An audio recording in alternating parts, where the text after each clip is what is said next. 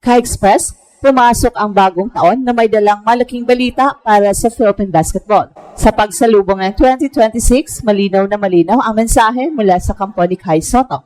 Handa na siya.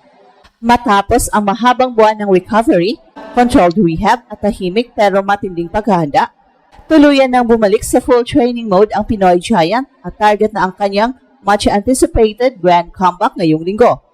Hindi ito haka-haka o optimism lamang. Ito ay bunga ng sistematikong proseso na maingat na binuo para siguradong babalik si Kai na mas buo, mas malakas at mas handa kaysa dati. Ayon sa mga nakalap na informasyon, naging tuloy-tuloy at walang setback ang huling yugto ng kanyang recovery. Nakabalik na si Kai sa full contact practices, nakakapaglaro ng extended minutes sa scrimmages at higit sa lahat, wala nang iniindang discomfort matapos ang training sessions. Ito ang pinakamahalagang indikasyon ng kanyang katawan na hindi lamang gumagaling, kundi tunay nang naka-reset sa game condition. Sa halip na minamadali ang pagbabalik, pinili ng kanyang team ang mas konserbatibo pero mas ligtas na ruta at ngayon nagsisimula ng makita ang resulta. Sa mga nakarang araw, kitang-kita ang focus ni Kai sa conditioning at timing. Hindi lang basta pagbabalik sa court ang kanyang agenda, kundi sa pagbabalik ng tamang ritmo ng laro. Mula footwork drills, defensive rotations hanggang sa offensive reads sa loob ng sistema, malinaw na ang target ay hindi simpleng makalaro, kundi makapag-contribute agad. Ang ganitong klaseng preparasyon ay indikasyon ng maturity sa kanyang approach bilang professional athlete, mas kalkulado, mas disiplinado at mas team-oriented. Mahalaga rin tandaan na ang pagbabalik ni Kai ay hindi nangyayari sa vacuum. Ang timing nito ay critical, lalo na't papasok na ang masiksik na bahagi ng season. Ang kanyang presence ay agad nagdadagdag ng rim protection, rebounding at interior scoring, mga elementong hindi basta napapalitan. Pero higit pa sa stats, ang tunay na epekto ng kanyang comeback ay ang structural balance na ibinibigay niya sa loob ng court. Kapag may legit 7-footer na fully healthy, nagbabago ang spacing, nagiging mas aggressive ang perimeter defenders at mas nagiging kampante ang buong rotation. Para sa mga sumusubaybay sa kanyang journey, ang balitang ito ay simbolo rin ng resilience. Ang injury ay maaaring pansamantalang huminto sa momentum, pero hindi nito naputol ang direksyon. Sa halip, ginamit ni Kai ang panahon yon para palakasin ang aspeto ng kanyang laro na madalas hindi napapansin, ang conditioning, mental toughness at understanding ng sistema. Ito ang klase ng growth na hindi lamang nakikita sa box score, pero ramdam sa aktwal na laro. At habang papalapit ang kanyang unang game pabalik, tumataas ang excitement hindi lang sa mga fans kundi sa buong basketball community. Ang mensahe ay malinaw, Kai Sotto ay hindi lang bumabalik siyang handa, fully healthy, fully engaged, at may bagong taon na nagsisilbing bagong simula. At para dito sa Express Info, ito ang klase ng balita na hindi lang nagbibigay saya kundi nagbibigay direksyon sa kung ano ang susunod para sa isa sa pinakamahalagang mukha ng modernong Philippine basketball. Sa pagsisimula ng bagong taon, isang malinaw at positibong mensahe ang lumulutang mula sa kampo ni Kai, tapos na ang pag-aantay. Ang 2026 ay sinalubong ng Pinoy Bigman na todo ang ensayo at mahihisang layunin ang kanyang grand comeback ngayong linggo bilang isang fully healthy na atleta.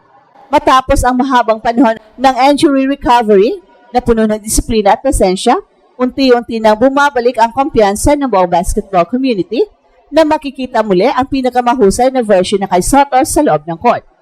Hindi ito basta emotional comeback story, kundi isang pagbabalik na dumaan sa tamang proseso. Sa mga huling linggo, bago pumasok ang bagong taon, naging mas intense ang training load ni Kai. Mula sa controlled workouts ay umabot na siya sa full contact practices, indikasyon ng kanyang katawan ay tumugon ng maayos sa rehabilitation program. Mahalaga ito dahil hindi lamang basta pagaling ang target ng kanyang team, kundi ang siguraduhin kaya ng kanyang katawan ang paulit-ulit na stress ng aktwal na laro. Ayon sa mga obserbasyon, nakakaya na ni Kai ang sunod-sunod na drills nang walang senyales ng pagkirot o pagbagal, isang malaking hakbang patungo sa game readiness. At bukod sa physical na aspeto, napansin-pansin din ang pagbabago sa approach ni Kai sa training. Mas malinaw ang focus niya sa timing, positioning at decision-making sa loob ng sistema. Hindi lang ito tungkol sa lakas o tangkad, kundi sa pagiging mas aktibo sa bawat galaw. Sa scrimmages, mas maaga na siyang nakakabasa ng play, mas mabilis ang defensive rotations, at mas kumpiyansa sa pagkuha ng tamang pwesto sa ilalim ng ring. Ang ganitong klaseng development ay karaniwang bunga ng isang atleta na dumaan sa injury, mas nagiging mapanuri, mas matalino sa paggamit ng katawan. Ang pagiging fully healthy ni Kai ay malaking implikasyon sa kabuuang dynamics ng kanyang koponan kapag may legit 7-footer na kayang mag-anchor sa depensa at magbigay ng anterior presence, nagiging mas balanse ang buong sistema. Lumalawak ang opensa dahil napipilitang mag-adjust ang depensa ng kalaban, habang sa kabilang dulo ay mas nagiging agresibo ang perimeter defense dahil may tiwala silang may sasalo sa loob. Sa pagbabalik ni Kai, hindi lamang dagdag puntos o rebounds kundi isang structural upgrade sa loob ng court. Hindi rin may kakaila ang mental aspect ng kanyang pagbabalik. Ang mahabang panahon ng pahinga ay naging pagkakataon para ni Kai na patibayin ang kanyang mental toughness. Ang injury ay madalas din nag-iiwan ng takot sa atleta, takot na bumalik, takot na masaktan ulit. Pero sa kaso ni Kai, malinaw na napalitan ito ng tiwala sa proseso, ang maingat na pagbalik, ang pakikinig sa medical staff, at ang hindi pagmamadali ay nagbunga ng mas matatag na mindset. Ngayon, hindi na siya bumabalik bilang isang nag-aalinlangan, kundi bilang isang manlalarong handang makipagsabayan muli. At habang papalapit ang kanyang unang laro pabalik, ramdam ang pananabik hindi lamang ng mga fans, kundi ng buong basketball circle. Ang comeback ni Kai ngayong linggo ay hindi simpleng pagbabalik mula sa injury. Ito ay simula ng panibagong yugto, isang bagong taon, isang bagong pagkakataon, at isang mas handang version ng Pinoy Giant na muling lalaban sa loob ng court. At habang papalapit ang inaabangang pagbabalik ni Kai ngayong linggo, mas malinaw na ngayon kung bakit espesyal ang sandaling ito. Hindi lamang para sa kanya, kundi para sa buong direksyon ng kanyang karera. Ang grand comeback na ito ay hindi lang tungkol sa pagpasok mula sa rotation, kundi tungkol sa pagpapakita ng kanyang katawan, isip at laro, ay sabay-sabay nang naka-align. Matapos ang maingat at sistematikong rehabilitasyon, ang susunod na hamon ay kung paano niya isasalin ang matinding ensayo tungo sa aktwal na laro.